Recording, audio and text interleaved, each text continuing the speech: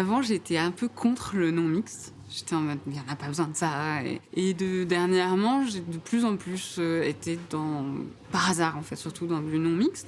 Et ce film partait pas d'une idée de non mixte. Moi, j'avais envie à ce moment-là de faire des rencontres un petit peu dans le sport décalé au début. Je voulais un peu casser les stéréotypes des sports masculins, des sports féminins.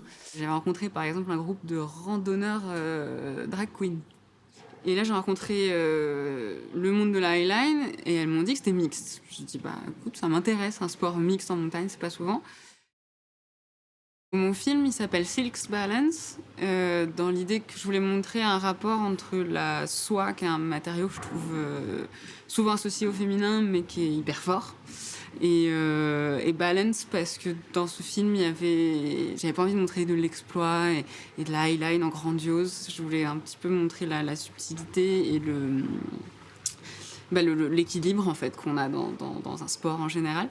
Et donc ça parle de 5 femmes qui se lancent un peu le défi pour la première fois de partir poser une ligne de highline en montagne toutes seules.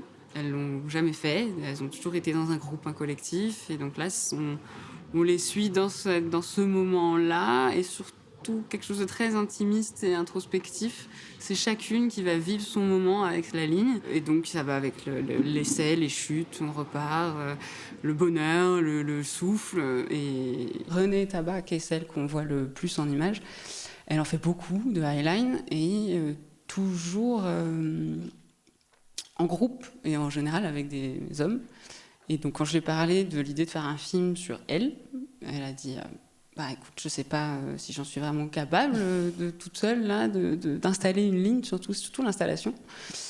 Et en fait, elle a accepté le pari. Je connais des filles que ça chaufferait de faire un truc, et je me sens plus à l'aise s'il n'y a pas d'homme pour oser poser ma ligne seule. Et c'est là où j'ai commencé à déceler ces choses de la non-mixité. De se dire, ah, tiens, pourtant vous dites que c'est mixte, que c'est très équilibré, etc. Mais tu dis quand même que tu as envie qu'il n'y ait que des femmes pour oser. J'ai hésité à faire ce film en accentuant là-dessus, mais moi ça m'a intrigué, ce rapport qu'elles avaient effectivement de voir elles-mêmes ce qu'elles ont ressenti, de plus prendre le temps sur les lignes, d'oser ne rien faire, d'oser juste faire des pirouettes et de l'équilibre, et c'est tout. De prendre peut-être 8 heures pour installer la ligne au lieu de 2 heures si c'était dans un groupe, de vraiment vérifier 4 fois tout, parce que c'est elles qui vont monter dessus, il n'y a personne derrière, personne pour vérifier, homme ou femme. Ça fait ressortir des choses, le non-mixte. J'ai pas encore mon opinion personnelle parce que je l'ai jamais fait dans un projet qui me tient à cœur ou dans lequel j'excelle, mais je commence à voir l'intérêt, en tout cas que ça peut apporter à certaines. J'avais pas d'idée de scénario particulier quand je suis partie avec elle.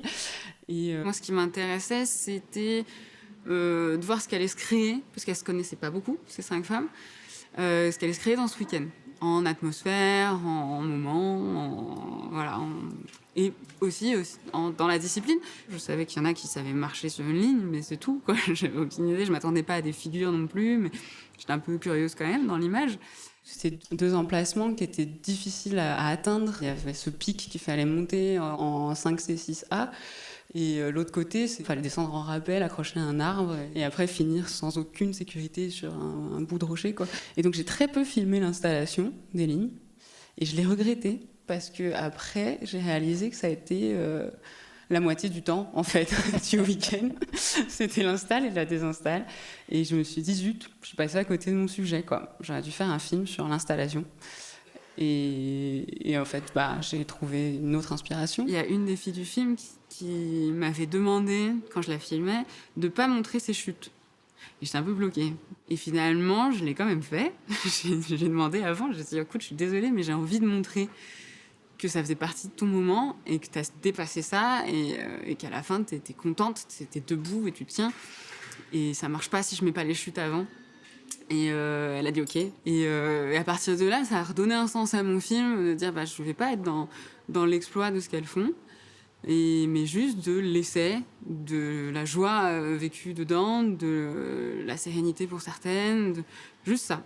Donc effectivement, quiconque peut s'identifier à ça, et tant mieux. Parce que l'idée, c'était juste de montrer des personnes, hommes ou femmes, qui vivent leur truc à leur sauce pendant 48 heures.